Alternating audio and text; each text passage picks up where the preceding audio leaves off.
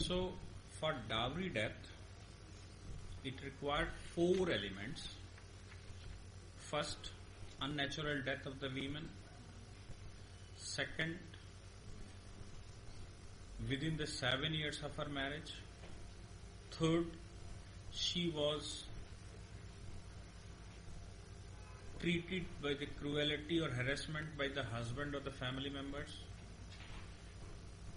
And this harassment or cruelty was soon before her death.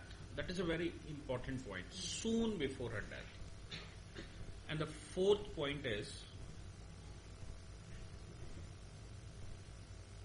this harassment or cruelty was in relation to the dowry demand.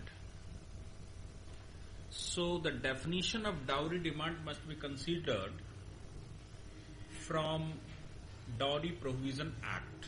So whatever the definition is in Dowry Provision Act, the same definition is adopted here. And the definition of cruelty was adopted from section 498 capital A. So whatever is the definition in 498 capital A of the IPC for the cruelty or harassment, we have to adopt that same definition here. It means to take up the case under section 304B, it must satisfy section 498 capital A of the IPC and the definition of dowry demand from Dowry Provision Act.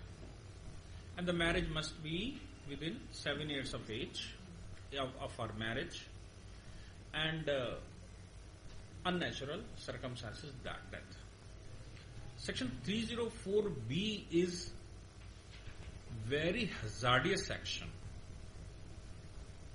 Hazardous means this is typical more than section 302. Because in case of proceeding of section 302, the prosecution has to prove that the murder is commenced by such and such accused.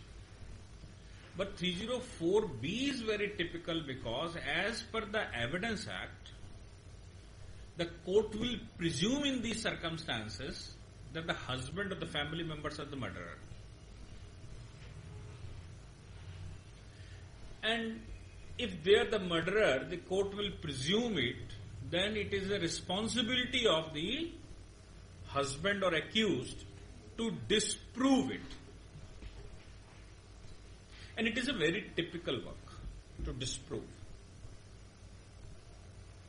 And here the definition of soon before does not mean that before 2 hours, before 3 hours, before 15 minutes or something else. The soon before here means that from the day of the cruelty, the pressure is continued on the women. It is possible that there was a cruelty before 1 year ago. There was the cruelty 1 year ago. But the pressure of the cruelty was continued till now. And she died due to that pressure. Like there was a demand of dowry. 2 years ago, the husband harassed her and it came in the public domain. Or there is the evidence that the husband did the cruelty or harassed the wife. But now, within 2 years, he is not, neither he is coming to the house, nor he is permitting to the family members of his in-laws to meet with the daughter, means to be with the wife of the husband or the family member are prohibiting, nor they are talking like a family with the women, or they are not doing a familiar behavior with the wife. And she is like separated from the house. She is deserted from the house.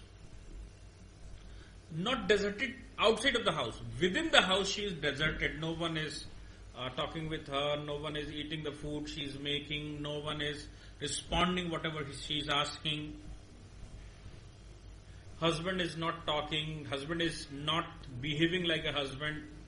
So all these are the cruelty or harassment. And these are the soon before the death. So soon before does not means that it's a cruelty 2 hours, 3 hours, 1 day, 2 day, 5 day and so on. No. If we will try to prove it that the framing of charge covered in section 304B, the prosecution will prove only the things whatever is here, that the marriage is not completed 7 years. There was the cruelty from the day one, from when she came to the house of in-laws or house of the accused demanded the dowry. So, section 304 is very typical.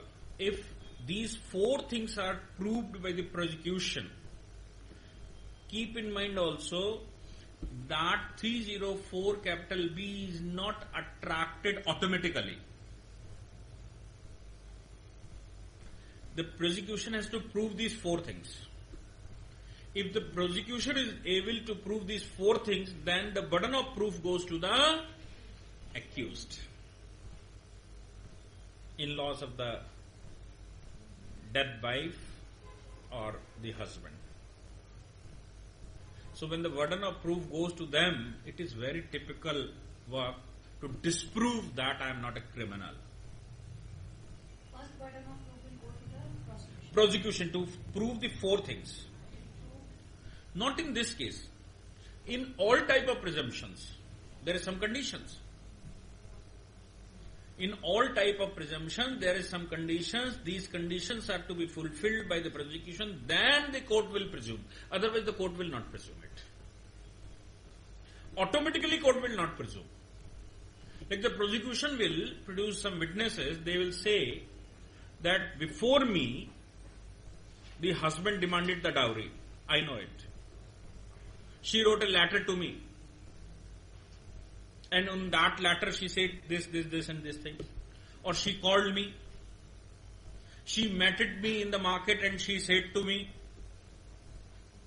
when I visited to the house of the dead lady or the accused family, the accused family prohibited me to meet with the lady. So anything, by any way, the prosecution has to prove that there was the cruelty and demand of dowry. Only cruelty is not sufficient. Even within the 7 years of her marriage, if there was the cruelty by the husband and the in-laws, it's not sufficient to attract 304B. So it is attracting. If she is dying not by the husband, then 305, 306 may be there. Abatement. Cruelty itself offense है या cruelty is a ground of divorce? Cruelty is itself offense under section 498 capital A. If there is only cruelty but not dying, then 498 capital A is attracting. But when there is the cruelty and she is dying, she is doing a suicide, then 306 is here. So we will prosecute under section 306, but not under section 304B, even she is dying. So only cruelty is not sufficient. There must be demand of dowry in that cruelty or harassment. And when I am saying demand of dowry, it does not mean that the in-laws of the accused presented something or gifted something. So gift is not a dowry. Suppose I am giving something to someone, now I am giving to my daughter. Now I am giving to the son-in-law. So when I am giving something to the son-in-law, it is not a demand of dowry. We are talking about the demand of dowry. If there was a demand from the in-law side, and demand means not the legal demands. these are some extraordinary demands. Like the husband do not having the cylinder. And there is no way to obtain the cylinder immediately. Then ask to the in-laws family to please give me the cylinder. So that demand of cylinder is not a demand of dowry. Like I can ask to my father. So why not I can ask to my father-in-law? So if I can say something to my family, I can say that thing to the in-laws family also, because both are legally on an equal footing. So the demand of utensils, demand of some cloths for the winter season, because I do not have the cloth for my child. I am asking to my in-laws family, can you help me? So that is not a demand of dowry. Demand of dowry means the demands, those are not demanded in the natural circumstances. These are the demands, those we required in the unnatural circumstances by excess demand. Yeah, these are the excess demand. These are not the natural demands. So, for that we have to study Demand of Dowry Act, Dowry Provision Act. That is why this section 304B is saying, when we will say that the demand of dowry, so you have to see the definition from the Dowry Provision Act.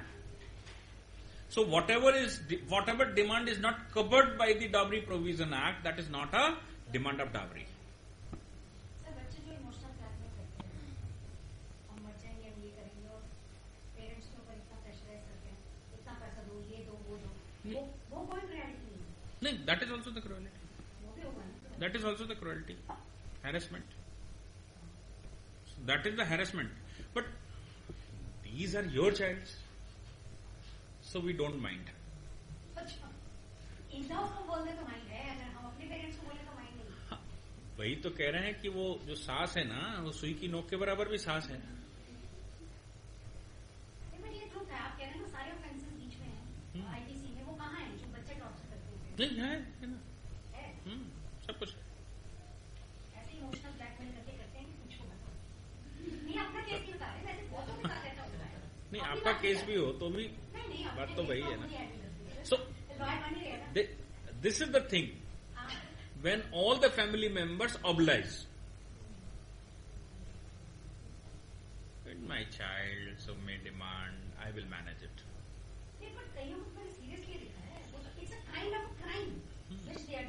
But the problem is this, that the parents don't want to take a hazardous action. That is a point. We don't want to approach to the police station. We don't want to see my child in the prison. Otherwise it's everywhere. I can't do anything wrong with my child, even I am giving the birth. Equally vice versa is also true. Unless until the property covered by Section 6 of the Indian Succession Act. If the property is of Indian Succession Act, Section 6, under the coparcenary, means that is a property from the ancestors. My son is having the right automatically, but whatever I earned, it's my moral duty to give the nourishment to my children, but it's not a legal duty. Until some extent there is the duty. Constitution, we amended the Constitution, Article 51A, where they are saying that these are the fundamental duties. To give the nourishment to your child, to give the natural environment to your child, to give the education to your child. Child also having the fundamental rights under Article 21 capital A of the Constitution, that they having a right to education. But fundamental duties are not binding on us. Legally, morally, everything is it. But legally not binding. That is why the child cannot harass me, cannot pressurize me. They can obtain everything, but by the fruitful relations. And we can't approach to the legal authority. That is why they becomes more and more and more dangerous. It's a problem. या तो मोह छोड़िए या न्याय छोड़िए, दो में से एक छोड़िए.